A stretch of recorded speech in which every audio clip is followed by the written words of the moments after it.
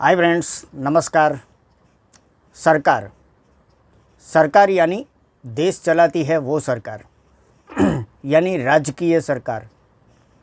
सरकार में सांसद है, विधायक है, मंत्री है, वही सरकार। सरकार के बाद देश की जनता है। सरकार और देश की जनता दोनों को विभाजन कर दो। एक साइड है सरकार, दूसरी साइड है देश की जनता।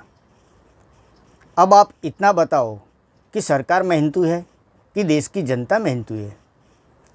परिश्रम, कामकाज यानी मेहनत कौन करते हैं, सरकार या फिर देश की जनता? आप सब लोग जानते ही होंगे कि सरकार का क्या काम है।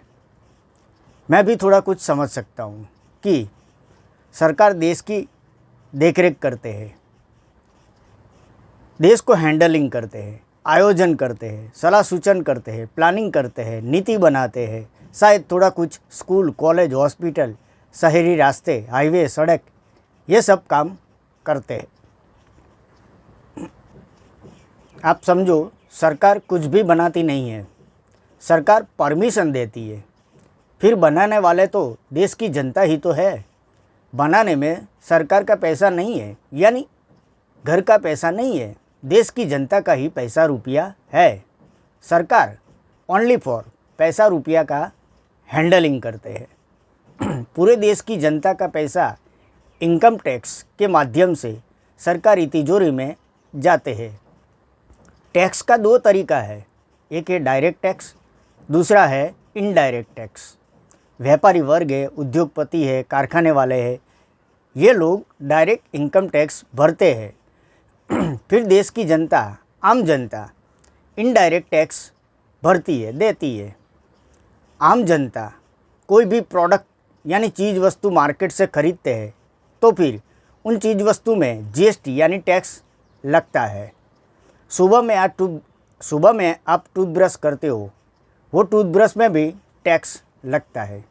शायद टूथ 10 रुपये में कंपनी से बनी है, लेकिन आम जनता को 12 या 13 रुपये में ख़रीदना पड़ता है, क्योंकि 2-3 रुपया टैक्स का है। यानी देश की जनता इनडायरेक्ट टैक्स भरती है। फिर टैक्स का पैसा सरकारी तिजोरी में जाते हैं। फिर सरकार टैक्स के पैसा से देश को चलाते हैं। टैक्स के पैसा से सरकार देश की जनता को सुविधा देते हैं। स्कूल, कॉलेज, हॉस्पिटल, रास्ते, सड़क, सरकारी कर्मचारी को वेतन, सरकारी वेतन देते हैं, पेंशन देते हैं, फिर काफ़ी सुविधा मिलती है सरकार से। आप समझो कि सरकार ने हॉस्पिटल बना दी, नहीं, ऐसा नहीं। सरकार ओनली फॉर परमिशन देती है। हॉस्पिटल आम जनता ही बनाती है, पैसा ही जनता का ही है, टैक्स का है। क्या कोई नेता खटारा लेके ईंटें सीमेंट भर लाएगी? नहीं, ऐसा नहीं होता, सिर्फ परमिशन देती है। तभी तो मैं बताता हूँ कि सरकार मेहनतू है कि देश की जनता मेहनतू है। मैं एक एग्जांपल देता हूँ। एक इंसान है, वो है बाप, उनके लड़के को पढ़ाई कराता है। फिर सपना है डॉक्टर बनने का। फिर पढ़ाई करके लड़का डॉक्टर भी बन गया। मेहनत किसकी है? लड़के की। पैसा किसका है? बाप का। सेवा सलाह सूचन कौन देता है? सेवा सलाह सूचन कौन देता है? माँ बाप देते हैं। फिर सरकार का इसमें क्या रोल है? बताना। सरकार और देश की जनता दोनों के बीच क्या डिफरेंट है? जनता की सेवा करने के लिए काफ़ी लोग राजकारण में जाते हैं। जनता की सेवा करने के लिए काफ़ी लोग राजकारण में जाते हैं। राजकारण में जाके फिर नेता बन गया। फिर नेता बताता है कि मैं सेवक हूँ। सेवा कौन सी, मुझे समझ में नहीं आई। सेवा करने में इतनी मेहनत करनी पड़ती है, इतना प्रचार, इतनी रैलियाँ, इतना भाषण, इतनी दौड़ भाग। क्या सेवा करने के लिए इतनी मेहनत करनी पड़ती है? तो फिर क्या सेवा शब्द का प्रयोग है?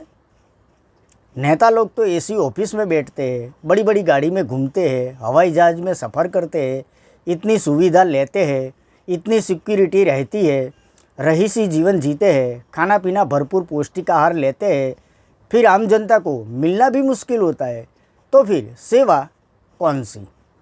रैलियों में कितना पैसा बर्बाद, स्टेज की सजावट में कितना पैसा बर्बाद, आने जाने का कितना खर्चा रहता है।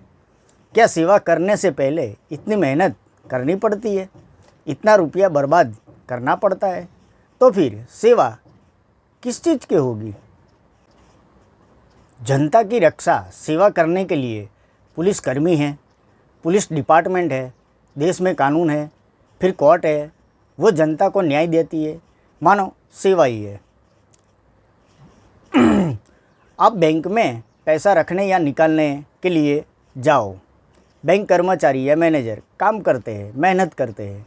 आप कोई भी क्षेत्र में जाओ, जनता के लिए निवारण होता है, कामकाज होता है, कोई प्रश्न का निकाल करते हैं। सरकार और देश की जनता का मैं डिफरेंट बताता हूँ। मैं सिर्फ एक एग्जाम्पल देता हूँ। देश में राजकारण काफ़ी विस्तार है, अपने देश में राजकारण काफ़ी विस्तार है। पीएम है, आरपी है, सांसद है, विधायक है, मंत्री है, कार्यकर्ता है, सब लोग, सबको 1 महीने के लिए वनवास भेज दो। फिर देश में जनता ही बचेगी, फिर भी हॉस्पिटल भी चालू रहेगी, स्कूल कॉलेज भी चालू रहेगी, रक्षा के लिए पुलिस कर्मी है, कानून भी है, कोर्ट कचहरी चालू रहेगी, धंधा रोजगार भी चालू रहेगा, सिटी बस घूमेगी। समझ लो, देश में जैसा था वैसा ही रहेगा। अब दूसरी साइड देखो, सिर्फ एक एग्जाम्पल है, 1 महीने के लिए पूरे देश की जनता को वनवास भेज दो, फिर सरकार को अपनी जगह वापस बुला लो। पूरे देश में ओनली फॉर सरकार, पूरे देश में ओनली फॉर सरकार। अब आप ही बताओ, देश की हालत क्या होगी? नेता लोग क्या काम करेगा? यही तो बताता हूँ कि सरकार देश की जनता के लिए ही है, तो फिर जनता को कंप्लीट सुविधा मिलनी चाहिए। धंधा, रोजगार, नौकरी, शिक्षा, स्वास्थ्य, सड़क, पानी, ये सब बेसिक ज़रूरियात है। आम जनता को 2 चीज़ की ही ज़रूरियत है, आम जनता को 2 चीज़ की ही ज़रूरियत है। एक है महंगाई कम, दूसरी है धंधा, व्यापार, रोजगार खूब तेज़ी में होना चाहिए, खूब विकास होना चाहिए। जीवन के लिए ये बेसिक चीज़ है, तभी तो बच्चे को शिक्षा दे पाएगा, फिर देश के लिए अच्छा नागरिक भी बना सकेगा। सरकार का एक ही महत्वपूर्वक काम है, सरकार का एक ही महत्वपूर्वक काम है, एक ही इम्पोर्टेंट काम है, वो है विदेश नीति। विदेशों का रिलेशन अपने देश की हालत पर निर्भर करता है। विदेश मंत्री ही ज़्यादा ज़रूरत है। रुपया का रोकाण अपने देश में करे, उद्योग धंधा बढ़े, देश की प्रगति हुए, देश की जनता खुशहाल रहे। विदेश नीति ही खुशहाली ला सकती है। बाकी तो अपने देश में सब संस्थाओं अपना कामकाज करते ही है। बैंक अपना कामकाज करते हैं, कानून अपना कामकाज करते हैं, कोर्ट कचहरी अपना कामकाज करते हैं, हर एक क्षेत्र में अपना अपना कर्तव्य निभाते हैं। देश में आईएएस अधिकारी ही पीएम होना चाहिए। आईएएस अधिकारी की डिग्री के बाद ही पीएम बनना ज़रूरी बनता है। एजुकेटेड होना बहुत ज़रूरी बनता है। समय से आधारित सुधार करना, कानून बनाना ज़रूरी बनता है। सेवा करना और देश चलाना ज़मीन आसमान का फ़र्क है। सरकार के पास इतना पावर है, मैं ज़मीनी हकीकत से समझ सकता हूँ। देश की जनता भी शायद जानती है कि नेता मंत्री के पास कितना पावर है। सम्मान करना, प्रेम भाव देना, वो बात सही है, लेकिन पावर की वजह से बहुत गलत और भ्रष्टाचार भी होता है। नेता मंत्री के पास इतना पावर कहाँ से आता है, वो बात मुझे समझ में नहीं आई। मैं एक एग्जाम्पल देता हूँ। ट्रैफिक पुलिस ने 4 व्हीलर गाड़ी को रुकवा दी, फिर गाड़ी वाले ने बोला मैं ये मंत्री का बेटा हूँ, फिर ट्रैफिक वाले ने जाने दिया। एक नेता ने मास्क नहीं पहना, फिर भी पेनल्टी नहीं भरी। एक नेता का लड़का 2 व्हीलर लेके निकला, फिर भी हेलमेट नहीं पहना, फिर भी कोई पेनल्टी नहीं भरी और ट्रैफिक पुलिस ने जाने दिया। तभी तो मैं बताता हूँ कि नेता मंत्री के पास इतना पावर कहाँ से है। बैंक मैनेजर के पास है पावर, कोर्ट के जज के पास है पावर, आर्मी अफसर के पास है पावर, स्कूल कॉलेज के प्रिंसिपल के पास है पावर, हॉस्पिटल के डीन के पास है पावर, आईएएस अधिकारी के पास है पावर। फिर भी ये सब लोग पेनल्टी भरते हैं। उनके पास पावर किस चीज़ का है मैं बताता हूँ। ये लोग ऊंचे पद पर बैठे हैं, इतनी पढ़ाई की है, इतनी एग्ज़ाम दी है, समय का सदुपयोग किया है, दिन रात एक करके पढ़ाई की, मेहनत की है, पावर होना ज़रूरी बनता है।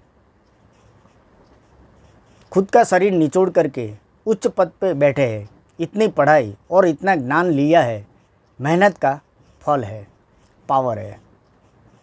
नेता मंत्री के पास पावर किस चीज़ का समझ में नहीं आता। नेता मंत्री को जनता वोट दे के कुर्सी पे बिठाते हैं, फक्त वोट की वजह से पद मिलता है, तो फिर इतना पावर कैसे।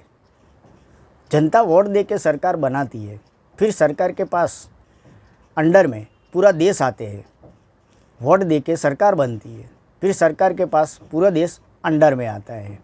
यानी सरकारी संस्थाओं शायद आईएएस अधिकारी भी अंडर में आते हैं।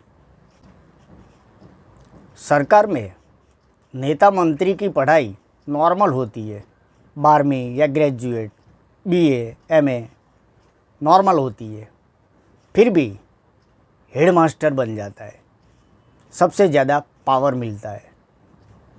वोट मिलना बहुत आसान है, कम मेहनत लगती है। वोट मिलना बहुत आसान है, कम मेहनत लगती है।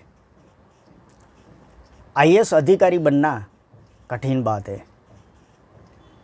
कैसी सिस्टम समझ में नहीं आई। मैं सोचता हूँ कि देश का पीएम आईएएस अधिकारी होना ज़रूरी बनता है। आप बताओ, वोट इम्पोर्टेंट है कि डिग्री इम्पोर्टेंट है? जनता का वोट इम्पोर्टेंट है कि आईएएस अधिकारी की डिग्री इम्पोर्टेंट है? सही में देश में शिक्षा और ज्ञान का अभाव है ही है। थैंक्स।